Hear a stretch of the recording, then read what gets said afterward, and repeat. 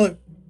So in this video, we're going to talk about William Castle's 1959 film, House on Haunted Hill.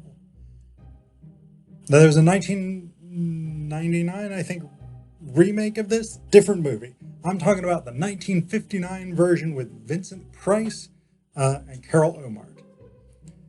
So this is, first off, spoiler alert. There will be spoilers. Because I, as a literature scholar, don't abide by the no spoilers rule. Hamlet dies at the end. Deal with it. So no, but I feel the need to mention that there will be spoilers because this is a mystery film, and so if you haven't seen it, I'm going to give away the ending. So this film is about a haunted dinner party.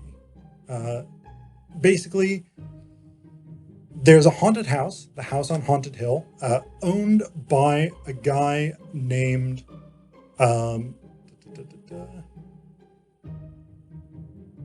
Watson Pritchard. Sorry. I've got the Wikipedia page pulled up on the other side of my screen here so that I can remember everybody's names. So Watson Pritchard, played by Elisha Cook, who's fantastic, an amazing actor. He owns this house. He spent one night in it, after which he was nearly dead, and he's now an alcoholic who is obsessed with the idea that the house is haunted because there was a ton of murders, including of his brother and his stepsister, or his sister-in-law. And so he basically spends the whole time drinking and being like, yep, it's haunted. We're all fucked. The mansion has been rented by Frederick Loren, played by Vincent Price, and his wife Annabelle, played by Carol Omart. Basically, they've chosen these 5 random people, and they're going, and Frederick is going to give them $10,000 each if they survive a night in the house.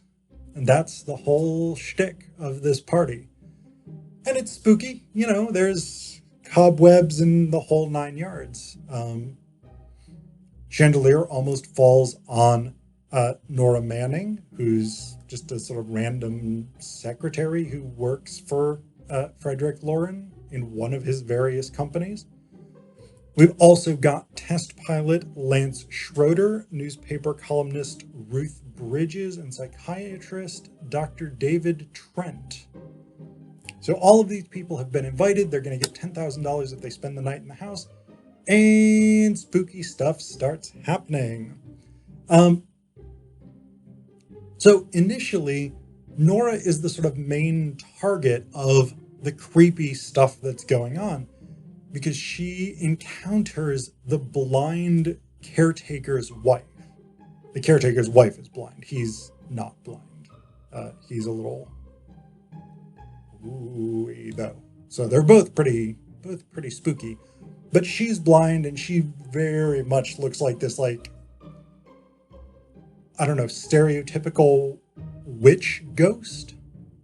So she shows up a couple of times in the basement, just sort of creeping up on Nora and being like, woo, I'm scary. But then later on, Frederick Loren's like, yeah, that's the caretaker and his wife. They're not scary, but they're going to leave and lock us in, and there's no way to get out of the house until morning. So that happens. Nora's all like, that was terrified, by the way. I don't think that was a good impression of being terrified, but Nora is terrified by this point. Lance Schroeder, the test pilot, who's kind of all up into Nora, he's kind of dismissive of stuff. The psychiatrist is basically like, psh, ghosts don't exist. You're just being hysterical.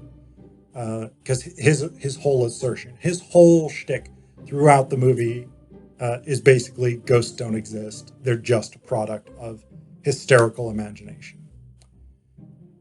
And Watson Pritchard is getting drunk and being like, the ghosts are coming for us. So that's where everybody is for the bulk of the movie. Frederick and Annabelle Lauren have a very odd relationship in that she has attempted to poison him before, and he's just like, ha, honey, you're so hilarious. I would kill you if I could. So they're both in a weird sort of they'd kill each other kind of relationship, which is not healthy. But that ends up driving the whole plot. So Annabelle fakes her own death. We don't know that she's faked her own death initially. Like after everybody goes upstairs, she hangs herself. Dr. David Trent takes her body down and carries her to a room and sort of lays her out. Frederick and Lance and Ruth are all pretty much convinced that she killed herself. Interestingly enough, Ruth kind of just drops out of the film about halfway through. Like, she really just becomes completely unimportant. So you can actually kind of forget that she's even there. So they all think that Annabelle has killed herself and that she is no longer alive. Except for David Trent, who actually knows that she's not alive because, as we find out at some point, Annabelle and David are lovers and they have schemed to kill Frederick so that she can inherit all of his money. Frederick, incidentally, has lost 3 wives already. Probably all of them murdered by him. So we've got that element of it. The plan, basically, by Annabelle and David is that they're going to get Nora so wound up, so terrified that Frederick is trying to kill her, and then they're going to send her down to the basement, then send Frederick down to the basement. And because everybody's been given a loaded gun as a party favor, she will shoot Frederick, at which point David will go down and dispose of his body in a large vat of acid that someone, a previous occupant of the house, used to murder his wife, which they never, they just left this vat of murder acid there for inexplicable reasons. So everything goes according to plan. Nora shoots Frederick. Frederick is dead. David starts dragging his body toward the vat of acid. Then, the lights go out. And there's a big thud and a splash into the acid. At which point, Annabelle comes downstairs. And out of the acid rises a skeleton that pursues her around the room as she screams in terror. And then finally... and the skeleton speaks with the voice of Frederick Lauren. Oh, spooky. And then finally, it sort of, pushes is a strong word. It sort of goes like, boop, and she falls into the vat of acid. And then she dies. At which point, Frederick comes out from another room, because he's been all puppeteering this skeleton around the place. And basically, he says to the other party guests, who are most of whom are not dead, and who have now come down to see what all's going on. He's like, yeah, Nora didn't really shoot me because I knew that David and Annabelle were plotting to murder me the whole time, so I murdered them first. And I gave Nora a gun loaded with blanks because I knew they were going to try and get her to shoot me. So, it's an interesting movie.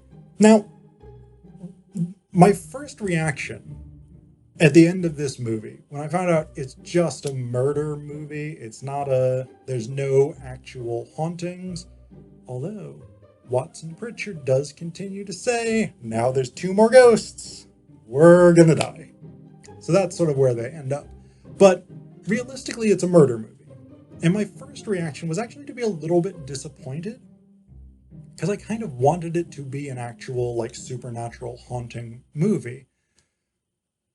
But as I've been reflecting on this film, I actually think the genius of it is the continual reversal of expectations. Like, that's what makes this movie so good, is that it always says, oh, you think you've figured out what's going on. Well, actually, here it is. You think we're zigging, actually we're zagging. Oh, you think we're zagging, actually we're zigging that way. It's a great film because of how complicated the plot is. But it's not complicated in that it's hard to follow. It's complicated in that it sort of reverses itself continually. So initially we think it's a haunted house, right? And we think that there's ghosts. We think that, oh, the dead brother and sister-in-law of Watson Pritchard are going to come get people, etc., etc. Then we find, and actually there's all kinds of weird supernaturally stuff that happens. Like, the caretaker's blind wife is pretty supernaturally. Like, she just shows up and she's all like, and she's just like weirdly frozen in that sort of posture.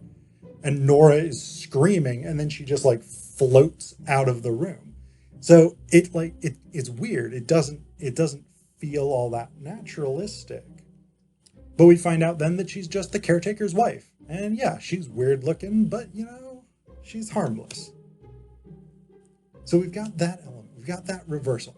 We've got Annabelle dead, and her ghost comes and haunts Nora at the window.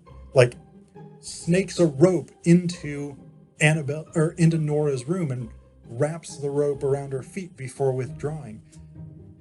But then we find out Annabelle's not dead. She's not a ghost.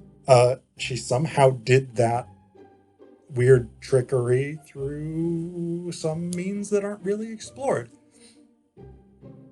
So we've got that reversal. Then we find out that Annabelle and David have concocted this whole thing in an elaborate murder plot to kill Frederick Lauren.